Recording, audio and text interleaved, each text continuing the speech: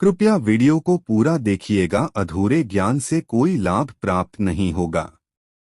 नमस्कार दोस्तों, जय श्री राम, जय सीताराम, जय जय शिव शंकर। दोस्तों, धतूरा एक ऐसा फल होता है जिसे गलती से भी साधारण इंसान ने अगर खान या तो उसकी मृत्यु तक हो सकती है। तो ऐसे में आखिर क्यों धतूरा महादेव पर अर्पित किया जाता है, और धतूरा अर्पित करने से क्या सच में महादेव जी प्रसन्न हो जाते हैं? धतूरे के पेड़ पर आने वाले फूल महादेव को चढ़ाने से आखिर हमें क्या फल मिलता है? तो दोस्तों, सावन का पवित्र महीना शुरू हो चुका है और सभी शिवभक्त महादेव को प्रसन्न करने के लिए अपनी सारी कोशिशें करने में लगे हुए हैं। ऐसे में अगर आप भी महादेव के सच्चे भक्त हैं तो क्या आप मानते हैं कि देवों के देव महादेव अपने भक्तों का कल्याण करते ही हैं?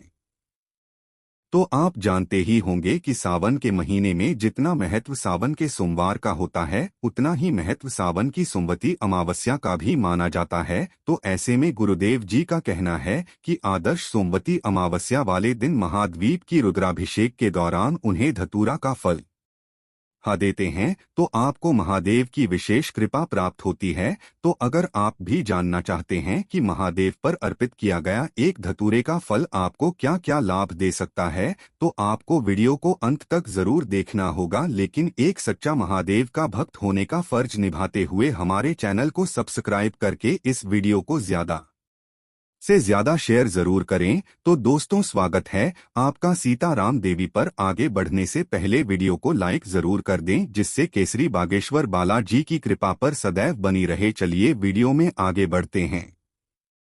तो दोस्तों, यह तो सभी जानते हैं कि जो लोग श्रावण मास में महादेव की भक्ति कर लेते हैं, ऐसे लोगों पर महादेव की कृपा हमेशा बनी रहती है। लेकिन गुरु जी कहते हैं कि अमावस्या पर भी महादेव की भक्ति का उतना ही फल मिलता है जितना श्रावण मास के सोमवार पर। तो इस बार श्रावण मास में अमावस्या तिथि 17 जुलाई सोमवार की होने वाली है। ऐसे में यह संजोग बेहद ही शुभ माना जा रहा है और कहा जाता है कि अगर महीना श्रावण का हो और सोमवती अमावस्या का दिन हो तो महादेव पर अर्पित की गई हर एक वस्तु 100 गुना ज्यादा फल देती है। दोस्तों, ऐसे तो महादेव को देवों के देव, योगियों के योगी और कालों के काल महाकाल कहा जाता है, क्योंकि महादेवी जितने साधारण हैं उनकी वेशभूषा उतनी ही असाधारण। अब चाहे वह उनके शीर्ष पर विराजमान गंगा माता हो या फिर उनके गले का हार वासुकी नाग और चांद को तो उन्होंने अपने मस्तक पर विराजमान किया हुआ है। तो आप सोच सकते हैं कि महादेव की कोई भी वस्तु साधारण तो बिल्कुल भी नहीं है। इसी तरह शिव जी के बारे में शिव पुराण में लिखा हुआ है कि एक लोटा जल सभी समस्याओं का हल। मात्र एक लोटा जल चढ़ाने से जो देवता प्रसन्न हो जाते हैं, हमारी झोली खुशियों से भर देते हैं, उस देवता का स्थान कितना ऊंचा होगा आप सोच सकते हैं। इसी के साथ शिवजी पर बेलपत्र, सफेद चंदन, धतूरे, आंकड़े के फूल, जो कुछ भी चढ़ता है, हर सामग्री का अपना एक अलग महत्व होता है। अब जब समुद्र मंथन हुआ था तो हलाहल विष पीने की वजह से शिव जी के शरीर में गर्मी पैदा हुई थी। उस गर्मी को शांत करने के लिए सभी देवी देवताओं ने शिव जी का पंचामृत से अभिषेक किया था। इसी कारण से शिव जी का अभिषेक करने का विधान बना है।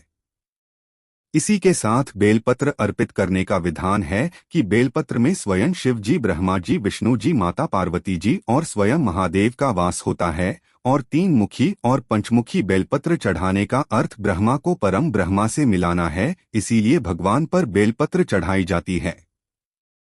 वहीं बात की जाएगी सिंह जी पर केतकी के फूल क्यों नहीं चढ़ाए जाते हैं और लाल रंग की रोली सिंदूर क्यों नहीं चढ़ाए जाते, क्योंकि शिव जी वैराग्य के देवता माने जाते हैं और लाल रंग की रोली और सिंदूर प्रेम का प्रतीक माना जाता है। इसी कारण जी पर नहीं चढ़ाया जाता। और वहीं केतकी के फूल को शिवजी से श्राप मिला हुआ है, इसी कारण केतकी के फूल जी पर अपितु नहीं किए जाते हैं। वहीं अगर बात होती है धतूरे चढ़ाने की, तो सिर्फ जी पर ब्रह्मांड में सबसे पहला धतूरा ब्रह्मा जी ने अर्पित किया था। दरअसल धतूरे के बारे में को पुराण कहती हैं कि शिव जी पर केवल एक धतूरा अर्पित करने से आपने उससे पूर्व जितनी भी झूठ बोले हैं वे सभी झूठ आपके माफ कर दिए जाते हैं। तो ब्रह्मा जी से भी एक बार ऐसी गलती हुई थी, तब उन्होंने शिवजी पर एक धतूरा अर्पित करके अपनी उन सभी गलतियों को सुधारा था। तभी से सिर जी को धतूरा अर्पित किया जाता है और यह माना जाता है कि व्यक्ति को महीने में 6 महीने में या फिर इस साल में एक बार भोलेनाथ पर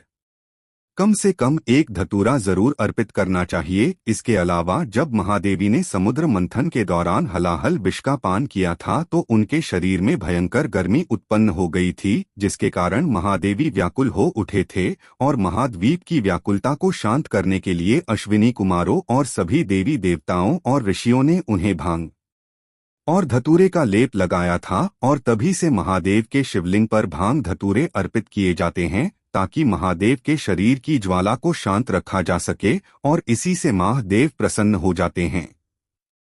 गुरुजी कहते हैं कि हम पूजा पाठ में जो भी कार्य करें हमें उसका सही अर्थ पता होना चाहिए ताकि यदि टके की बात आए तो हमारे पास देने के लिए सटीक वजह हो। इसी के साथ धतूरे का फल और धतूरे के फूल शिवजी पर अर्पित किए जाते हैं, लेकिन अगर उन्हें कुछ विशेष तरीके से शिवजी पर अर्पित किया जाए तो हमें भी विशेष फल मिल सकता है। तो चलिए आपको बता देते हैं कि आपको किन तरीकों से सावन में आने वाली अमावस्या पर शिव जी को धतूरे अर्पित करने हैं। तो अगर आपको व्यापार में परेशानी हो, अगर आपका काम धंधा नहीं चल रहा हो, आपकी नौकरी छूट रही हो या मंदी का दौर हो, तो फिर आपको एक धतूरा लेना है। उसे हल्दी में भिगो लेना है। गीली हल्दी लेकर धतूरे को उसने में अच्छी तरह से भी लेना है और उस धतूरे को सीधी को सोमवती अमावस्या की रात में 12 बजे अर्पित करना है। अब कम से कम 10 से 15 मिनट उस धतूरे को शिव जी के शिवलिंग पर अर्पित रहने दीजिए और चुपचाप उस धतूरे को उठाकर अपने घर में ले आइए। अब आपको एक कूड़ा लाल रंग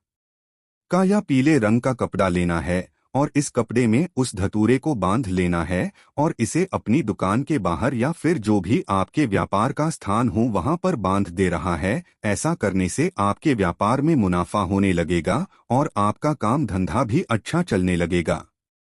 वहीं अगर आपको अपने दाम्पत्य जीवन को सुखी बनाना हो तो आप धतूरा इस तरह से अर्पित करें। आपको लाल रंग का चंदा लेना है। दोस्तों, आपको रोली का इस्तेमाल बिल्कुल भी नहीं करना है। आपको लाल रंग के चंदन का इस्तेमाल करना है और उसने एक धतूरे को भिगोकर अमावस्या पर अपने जीवन साथी के साथ शिवलिंग पर अर्पित कर देना है। ऐसा करने से आपके दाम्पत्य जीवन में खुशहाली बनी रहेगी। वहीं अगर आप बीमार रहते हैं या फिर आपके घर में कोई रोगी व्यक्ति है तो आपको एक धतूरा लेकर उसे पीले चंदन में डुबोकर सोमवती अमावस्या पर शिवजी को अर्पित करना है। अब आपको क्या करना है कि यदि आप खुद रोगी हैं तो आप मंदिर में बैठकर कम से कम एक माला महामृत्युंजय का जाप करें और उस धतूरे को लेकर पीपल या बरगद के पेड़ की मिट्टी में दबा दें। और अगर आपके घर में कोई और रोगी है और आप उसके लिए पूजा कर रहे हैं तो उस धतूरे को आपको घर पर लाना है और उसे रोगी से इस पर से कराना है। फिर उसे पीपल या बरगद की मिट्टी में दबा देना है। ऐसा करने से तुरंत ही आपको रोगी के स्वास्थ्य में फर्क दिखाई देने लग। इसी के साथ धतूरे के पेड़ पर एक फूल भी आता है जिसे शिवजी को अर्पित किया जाता है और यह फूल भी वैज्ञानिक दृष्टिकोण से एक जड़ी बूटी है। लेकिन सोमवती अमावस्या का दिन है तो आप भक्ति को सर्वोपरि रखिए और कोशिश करिए कि आप जो भी करें आपको उसके पीछे की वजह बता हो और महादेव को प्रसन्न करने के लिए अपनी ऊर्जा को सच्चे मन से कीजिए, क्योंकि जब तक मन में विश्वास नहीं होगा आपकी कोई भी पूजा पाठ सफल नहीं होगी। इसके अलावा अगर आप महाद्वीप की विशेष कृपा पाना चाहते हैं और यही चाहते हैं कि आपकी कमाई दिन दुगनी रात चौगुनी हो तो आपको सोमवती अमावस्या वाले दिन 11 धतूरे हल्दी लगाकर महादेव को अर्पित करने हैं। और इस बात का खास ख्याल रखें कि यह काम आपको बिना टोके करना है और रात्रि के चारों पहर किसी भी शुभ मुहूर्त में आपको यह पूजा करनी है। इसी के साथ महादेव के मंदिर में घी का दीपक जलाना है और महादेव से अपनी परेशानियों से छुटकारा पाने के लिए प्रार्थना भी करनी है।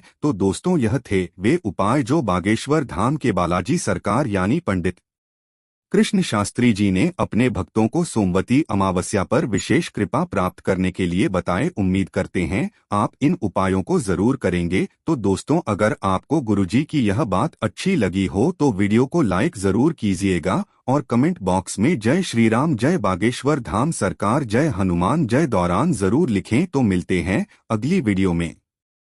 धन्यवाद।